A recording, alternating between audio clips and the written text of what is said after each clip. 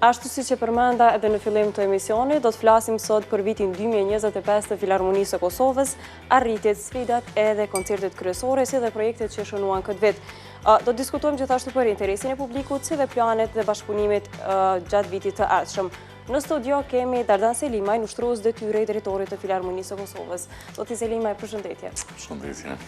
Filharmonia pati temi ashtu një vit të suksesshëm, mirë po, si do ta përshkruani ju vitin 2025 për Filharmoninë?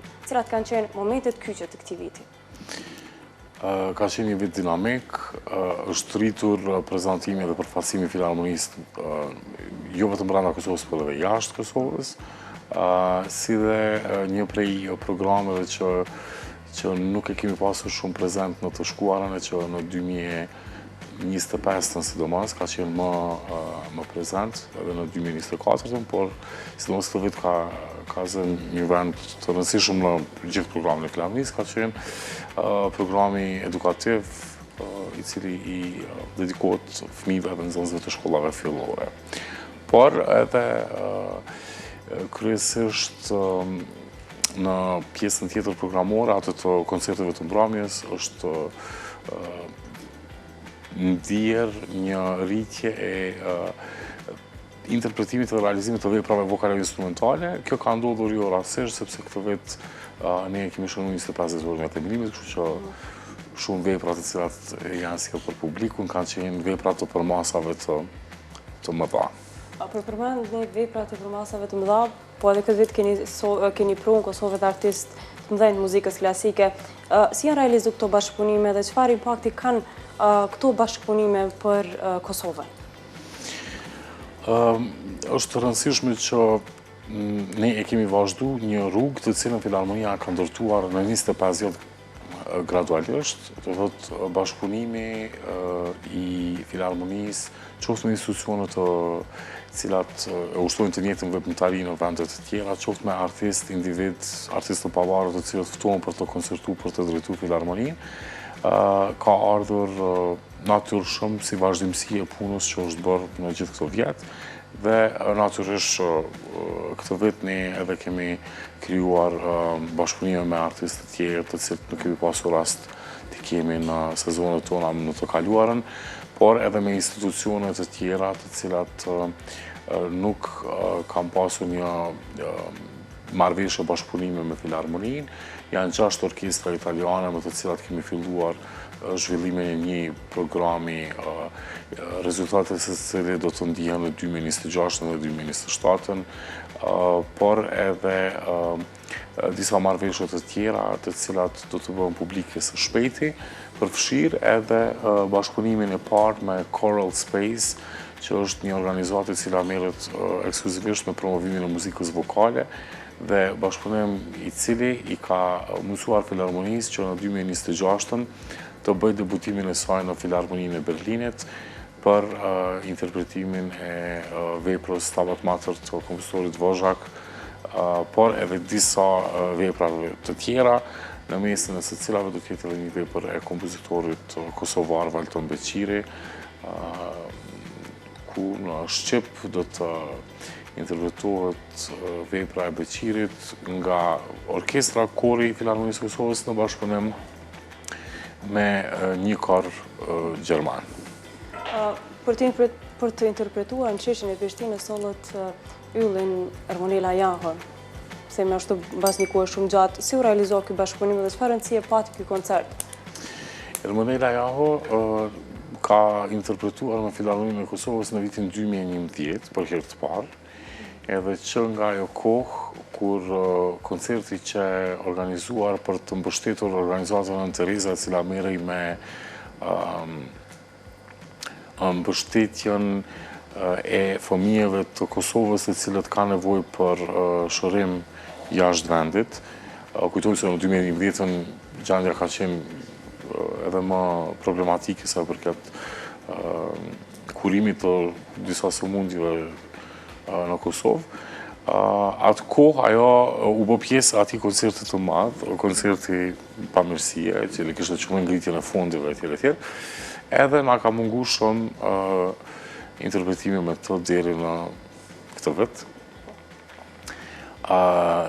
Dhe për një koncert ashtë të madh, Filharmonia është bërë bashkë me institucionin e ri të Operës së Kosovës, që vitin e ardhshëm shënon 50 orën e themelimit, dhe Opera dhe Filharmonia së bashku patën kënaqësinë dhe nderin që pjesë të programit të këtij viti ta kemë një prej emrave absolutisht që i bën nder kulturës shqiptare dhe koncerti u realizu në Shesh. Vjen mirë që gjatë vitit Filharmonia është rikthyer në Kosovë dhe në Gjakov, ndërsa me orkestrën e Teatrit të Operës dhe Baletit të Tiranës për ditët e shqiptarit, kështu që në këtë vit kemi qenë me fat që në 2 momente kemi pasur rastin ta dëgjojmë, pavarësisht se hera dytë nuk ka qenë me Filharmoninë ose Operën e Kosovës, por gjithmonë është nder kur ajo është pjesë e skenave tona dhe shpresoj që në mos kalojnë edhe 14 vjet tjera për ta rikthyer prapë në program. Po gjatë këtij viti, po edhe viteve të kaluara, me cilat sfida është përballë Filharmonia e Kosovës? Duke nisur. Po ajo që thuhet, ndoshta tash 25 vjet, tash ato që e kanë thënë gjithë kolegët e mi para meje, tash po më duhet unë vetëm me vazhdu, është natyrisht fakti që ne interpretojmë në hapësira që nuk janë, që shpeshherë e dëmtojnë performancën sepse nuk i kanë parametrat akustik të nevojshëm, por ne do të vazhdojmë prezantimin përderisa të krijohen kushtet e thanat me interpretu në teatrin e operës që shpresojmë se do fillojë të ndërtohet vitin e ardhshëm. Projekti është jashtëzakonisht i mirë, ka një sallë koncertare, ka teatrin. Ajo dhe ishte përfundimisht zgjidhja e një problemi i cili na shoqëron tash 25 vjet. Por deri në atë kohë kur kjo do të zgjidhet, ne do të vazhdojmë të shfrytëzojmë hapësirat për cilat jemi të lumtur që të paktën i kemi ashtu siç janë salla Kuqe, ateljeu i Pallatit të Rinisë dhe hapësira të tjera si salla MC ose Verës, sheshet e Prishtinës që janë jashtëzakonisht ndihmës sepse kur dalim në shesh, ndoshta pavarësisht që mund të ketë shumë tension nëse do të bie shi ose duhet me lëviz datën ose kështu me radhë, po në shesh megjithatë për kushtet rrethana të cilat jemi, Vera shpeshherë na pëlqen më shumë se pjesa tjetër e vitit. Po për sallave akustike të cilat i përmendet, a ka probleme tjera me të cilat përballet Filharmonia e Kosovës? Ta marrim për shembull instrumentet edhe gjëra tjera të cilat i nevojiten. Në 25 vjet, Filharmonia e Kosovës nuk ka bler asnjëherë instrumente. Dhe për herë të parë në këtë vit, me mbështetjen e Ministrisë së Kulturës, përmes thirrjes për blerjen e instrumenteve është mësuar që të blehen piano të reja, kontrabaset e rinj dhe i gjithë instrumentariumi i perkusioneve për Filharmoninë, që është një ndihmës jashtëzakonisht e madhe që ndikon në përmirësimin e kushteve për interpretim të kontrabasistëve dhe perkusionistëve. Natyrisht, kjo është faza e parë dhe faza e dytë dhe e tretë do vazhdojmë vitin e ardhshëm. Kjo do të ndikojë absolutisht në përmirësimin e kualitetit të interpretimit për orkestrën e Filharmonisë së Kosovës. Dhe më vjen mirë që më në fund është marrë një hap i tillë, sepse Filharmonia edhe instrumentistët e Filharmonisë përveç një donacioni të qeverisë japoneze, për të cilën absolutisht jemi jashtëzakonisht falendërues, kryesisht dhe në shumë të rasteve instrumentistët përdorin instrumentet e tyre, instrumentet personale, për të interpretu programin e Filharmonisë. Shpresoj që gradualisht, nëse do të vazhdoj ky ritëm i cili është nisur këtë vit, do të kompletohet instrumentariumi i ri i orkestrës së Filharmonisë së Kosovës. Filharmonia e Kosovës bashkë me Korin e Operës Kosovës e përmbyllet një prezantim në Bazilikën Santa Maria in Acerola në Vatikan. Si e vlerësoni këtë interpretim? Sa ndikoi në imazhin e kulturës pra tek ne?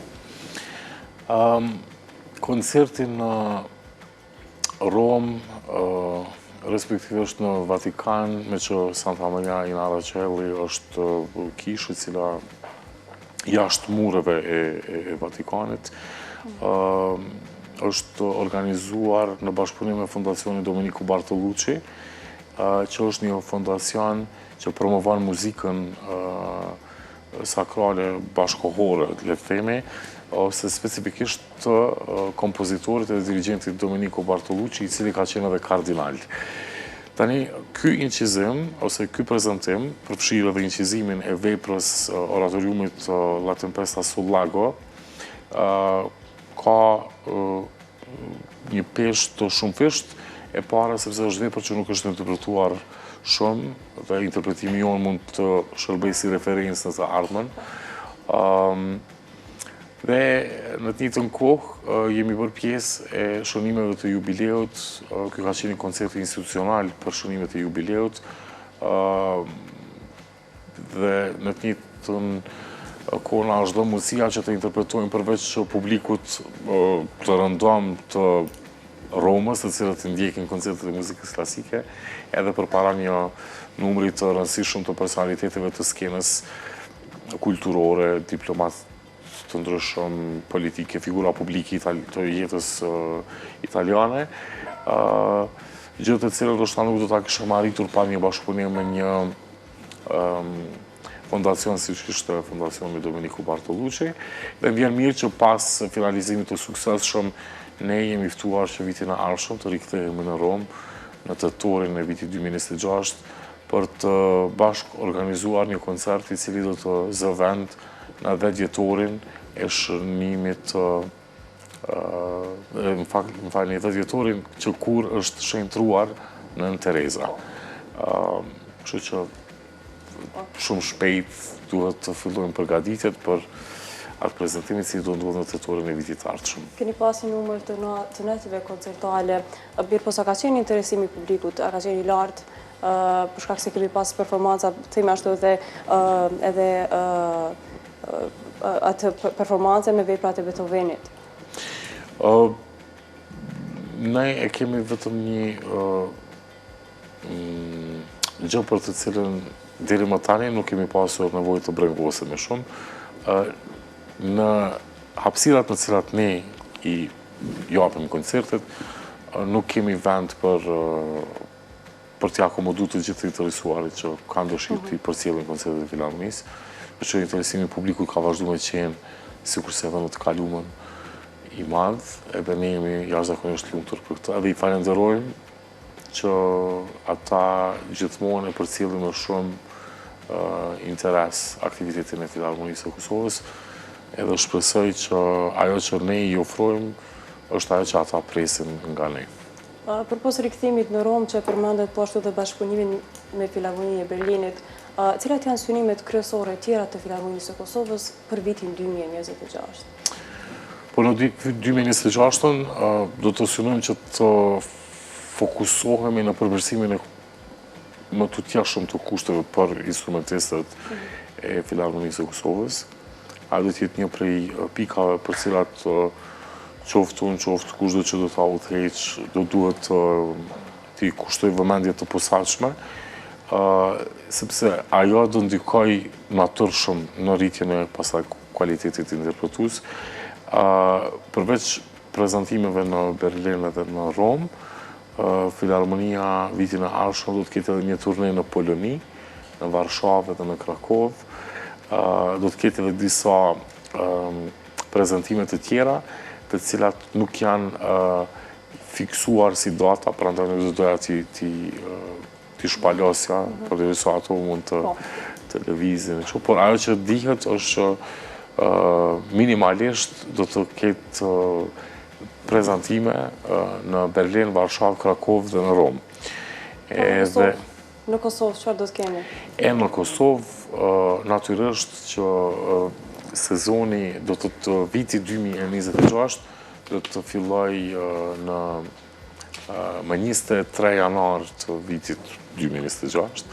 Edhe i gjithë viti arshëm do t'jetë po aq dinamik sa ky që po e lëm pas, në disa raste do t'jetë akoma edhe më i ngjeshur dhe do të ketë dikun rreth 20 dirigjentë që do të vinë për gjatë vitit, e dikun 30 instrumentistë solistë që do të performojnë në mbrëmje të ndryshme bashkë me orkestrën e Filharmonisë, ose korin e Filharmonisë, ose koncerte të përbashkëta të orkestrës dhe korit. Por po t'i përmend tash një nga një do marrë shumë kohë. Me qenë se i përmend gjitha këto aktivitetet të cilat premtohen për më bëha për vitin 2026, çka nëse salla koncertale pra operës edhe baletit nuk arrin me u përfundu këtë vit, si do t'ja bëni? Ajo nuk do t'arrijë. Ato e di që tani, dhe unë do t'jem shumë i lumtur në rast se finalizohet në 2030 në ashtu siç parashihet. Por deri në atë kohë ne do të vazhdojmë të koncertojmë në hapësirat edhe atë që është e mundshme brenda mundësive dhe kapaciteteve që i ka Prishtina dhe gjithë Kosova. Edhe kështu kohë pas kohë, pastaj edhe lëvizim jashtë Kosovës për të përjetuar ndoshta magjinë e sallave prestigjioze ose që kanë që të ofrojnë kënaqësinë e interpretimit në parametra akustik që e mbështesin lojën e instrumentistit edhe të orkestrës. Deri atëherë, më vjen mirë që të paktën i kemi ato që i kemi në dispozicion, do të tentojmë tani gradualisht ka disa intervenime të vogla që janë bërë në sallën e Kuqi edhe në atelje. Unë shpresoj që edhe investimi në infrastrukturën ekzistente është i rëndësishëm, edhe kjo duhet të ndodhë.